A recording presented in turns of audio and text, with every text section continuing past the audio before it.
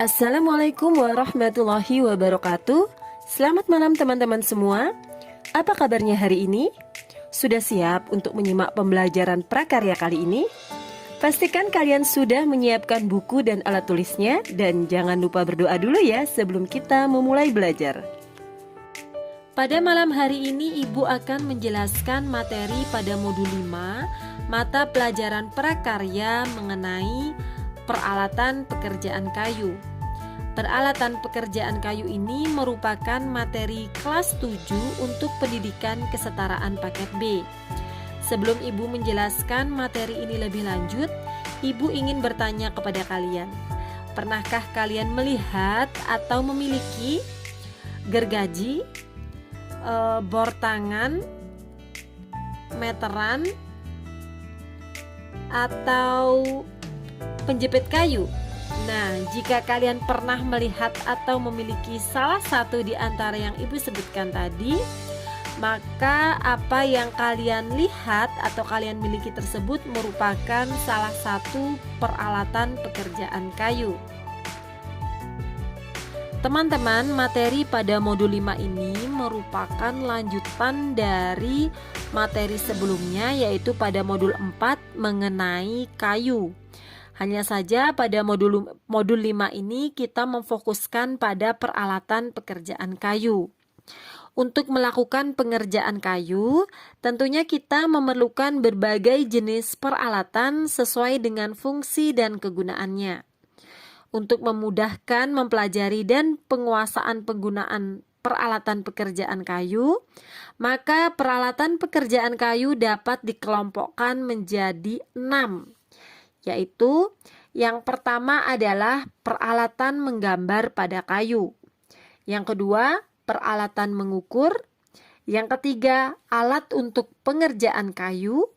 Yang keempat, peralatan untuk pemutar. Yang kelima, peralatan untuk menjepit kayu. Dan yang terakhir adalah peralatan finishing.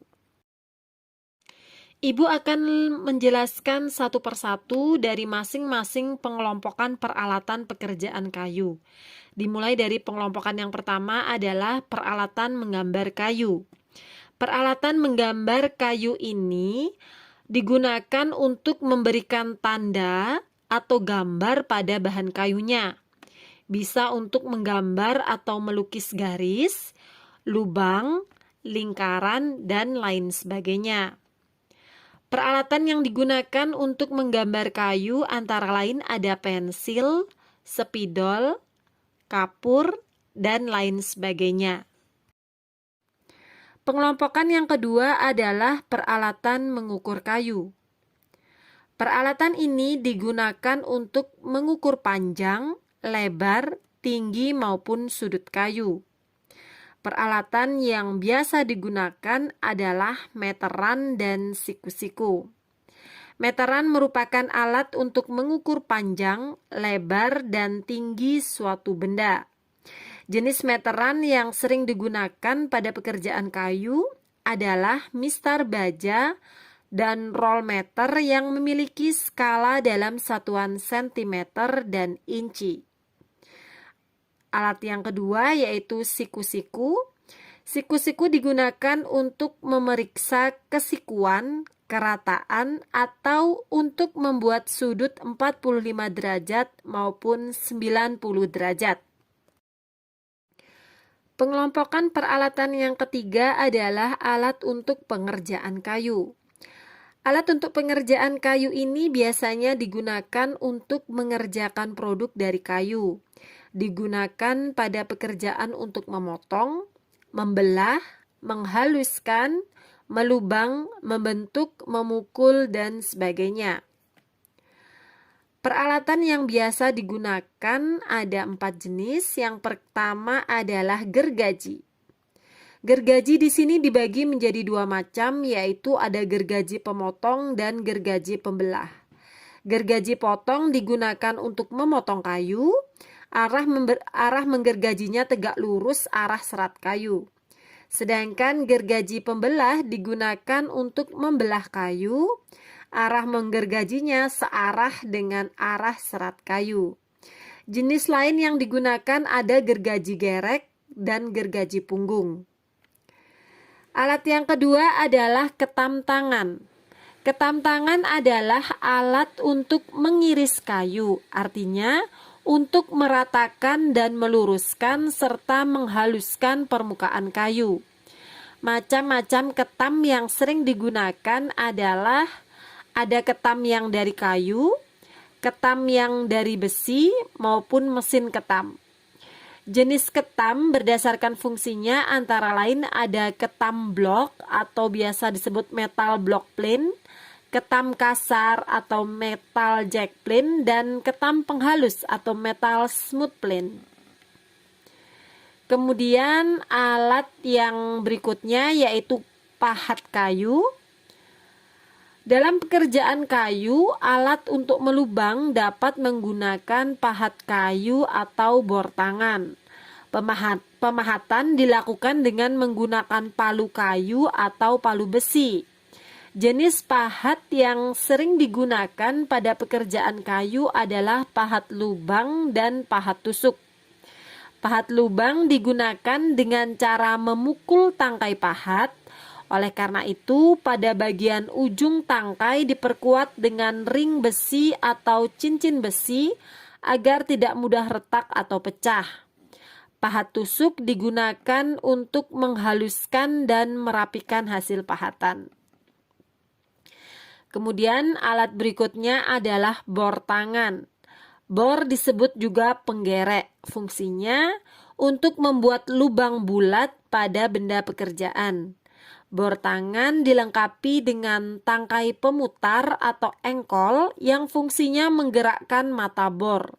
Jenis bor lain yang digunakan pada pekerjaan kayu adalah bor tangan listrik dan mesin bor. Kemudian alat lainnya yang digunakan dalam pengerjaan kayu adalah perusut. Perusut merupakan alat bantu untuk melukis garis sejajar terhadap sisi bidang kayu memanjang yang sudah diketam, seperti membuat garis untuk spooning atau membuat dua garis untuk lubang yang akan dipahat. Peralatan yang keempat adalah peralatan untuk pemutar kayu. Di sini ada dua macam. Yang pertama adalah kunci. Kunci berfungsi untuk memutar, yaitu mengencangkan dan melepas mur dari baut. Kemudian alat yang kedua disebut dengan obeng. Obeng berfungsi untuk membuka skrup.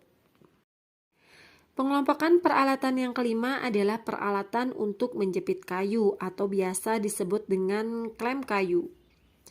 Klem kayu merupakan alat tambahan sebagai penjepit untuk membantu proses melekatkan antara dua kayu atau lebih. Selain itu, klem kayu juga mempunyai fungsi sebagai alat stabilitas atau penahan benda yang akan dipadukan. Ada berbagai jenis klem kayu antara lain klem kayu biasa, ada klem panjang, klem jepit, klem F, klem siku, dan klem satu tangan. Masing-masing memiliki fungsi yang sama, hanya saja digunakan sesuai dengan kebutuhannya. Pengelompokan peralatan yang keenam adalah peralatan finishing. Finishing merupakan tahap pengerjaan akhir yang sangat penting dan menentukan penampilan hasil kerja. Dengan memilih bahan finishing yang tepat serta cara pengerjaan yang benar, maka finishing akan menghasilkan barang atau produk yang mempunyai nilai tambah. Apa sajakah peralatan finishing yang digunakan? Pertama adalah amplas. Benda kerja yang akan di-finishing sebaiknya dihaluskan terlebih dahulu dengan kertas amplas yang kasar dan kemudian dengan amplas yang halus. Tutup pori-pori kayu dengan dempul dan amplas kembali sehingga rata. Peralatan berikutnya adalah cat atau vernis. Untuk cat atau vernis sebaiknya encer dan apabila kental maka kalian bisa menambahkan minyak pengencer cat. Hal ini adalah untuk memudahkan dalam penguasan. Nah, pengaplikasian cat maupun vernis bisa menggunakan alat yang disebut dengan kuas.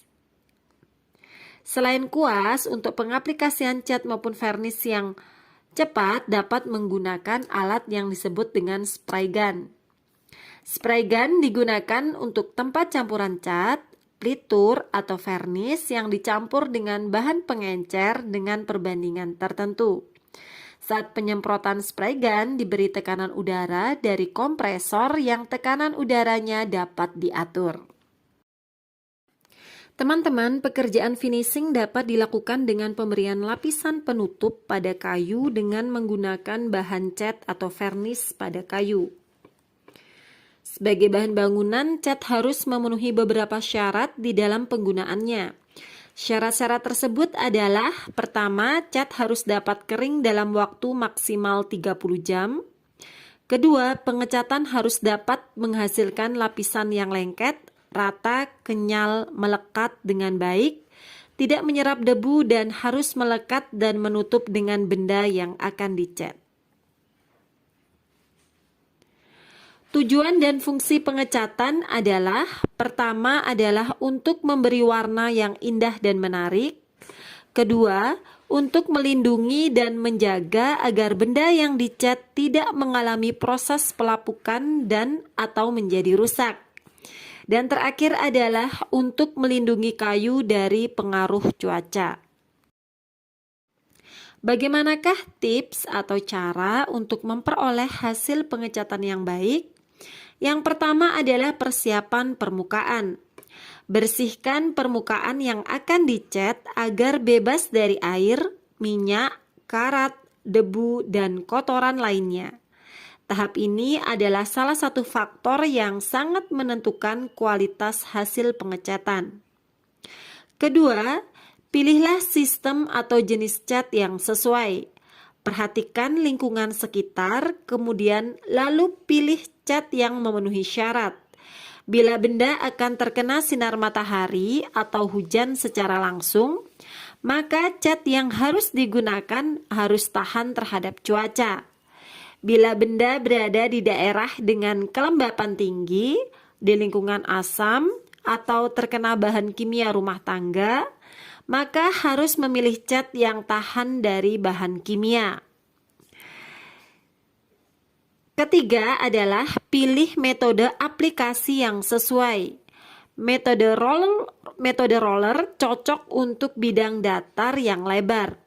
Metode semprot atau spray cocok untuk bidang lebar dan juga untuk benda yang lebih kompleks. Sedangkan metode kuas cocok untuk benda-benda kecil dan bidang yang berdiameter kecil. Tips yang terakhir adalah perhatikan tahap yang dianjurkan oleh produsen cat.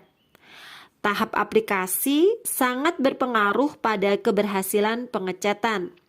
Alat yang digunakan hendaklah mengikuti ketentuan yang direkomendasikan oleh produsen cat. Setelah kalian mengetahui jenis-jenis dari peralatan pekerjaan kayu, maka saat ini kalian bisa mulai mencoba sebuah alat yang terbuat dari kayu atau sebuah barang yang terbuat dari kayu. Jangan lupa kalian juga harus memperhatikan keselamatan kerja.